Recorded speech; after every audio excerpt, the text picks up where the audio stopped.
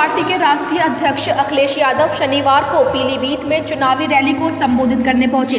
यहां उन्होंने भाजपा सरकार पर तंज कसते हुए कहा कि हमारे बाबा मुख्यमंत्री से सावधान रहना पड़ेगा। हम जानते हैं कि अगर काका गए हैं तो बाबा भी चले जाएंगे। ये शॉर्ट फॉर्म इसलिए बोल रहा हूं क्योंकि भाजपा के दिग्गज शॉर्ट फॉर्म का उपयोग ज्यादा करते हैं। उन्होंने बताया कि काका मतलब काला कृषि कानून। योगी आदित्यनाथ पर तंज कसते हुए अखिलेश ने कहा कि बाबा मुख्यमंत्री को भाजपा ने पहले ही पैदल कर दिया था, अब चुनाव लड़ने भी गोरखपुर अपने घर जा पहुंचे हैं। अखिलेश यादव ने भाजपा सरकार पर हमला जारी करते हुए कहा कि ये चुनाव लोकतंत्र और संविधान बचाने का है। इस सरकार को किसी की परवाह नहीं है। हमने और आपने जलियांवाला बाग की कहानी कितनी बार सुनी होगी।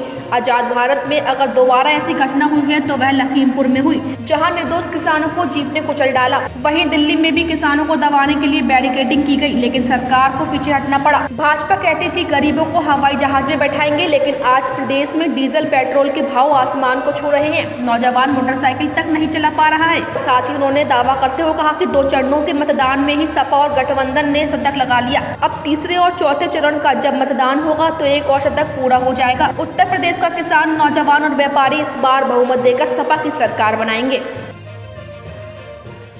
ये उत्तर प्रदेश के भाग्य को, उत्तर प्रदेश के भविष्य को तय करने वाला चुनाव है।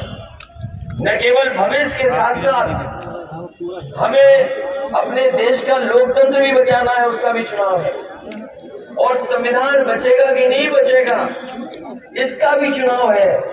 हमारे किसान भाई जानते होंगे, ये सरकार ऐसी है जिसने किसी की परवाह नहीं की।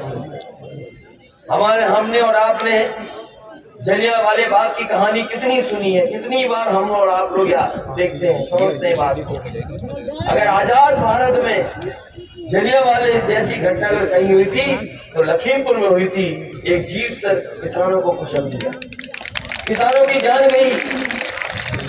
न केवल यहाँ पर जान गई हमारे किसानों की, बल्कि आपने दिल्ली में देखा होगा, किसान आंदोलन करता रहा। उस आंदोलन को खत्म करने के लिए कीले लगाए गए, होल्डर लगाए गए, और जो कुछ सरकार कर सकती थी एफआईआर दर्ज कराने से लेकर के उनके घरों पे छापा, और अगर निकलते थे तो जगह जगह पर बैरिकेडिंग।